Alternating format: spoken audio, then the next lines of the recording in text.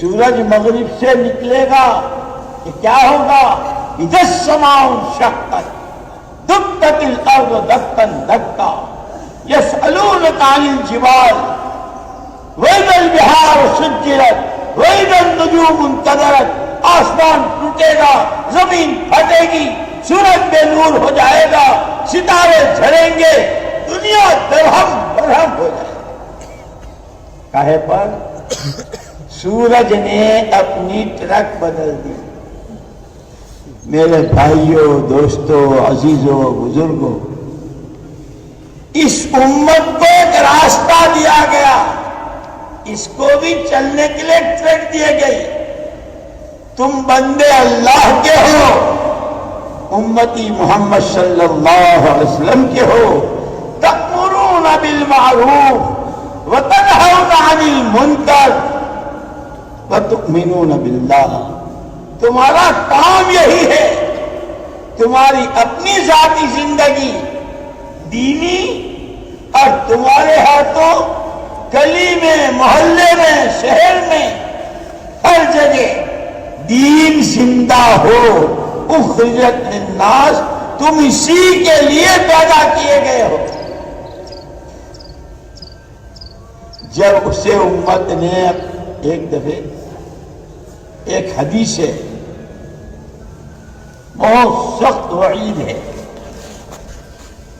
اذا تبایعتم بالعینہ واخذتم اذناب البقر ورضیتم بالزرع فترکتم سلط اللہ علیکم ذلا لا ينزعه حتی ترجعوا الى دینکم، اور کما قال ہے، جب تمہارا لین دین، جب تمہارا خریدنا بیچنا شریعت سنت کے خلاف ہوگا، زمینوں کے ٹکڑوں پر راضی ہو جاؤ گے، بیلوں کی دم پکڑنے والے بن جاؤ گے، جس کام کے لیے اللہ نے تم کو پیدا کیا ہے وہ کام چھوڑ بیٹھو گے، تو اللہ کے نبی فرماتے ہیں اللہ تم پر ذلت مسلط کر دے گا۔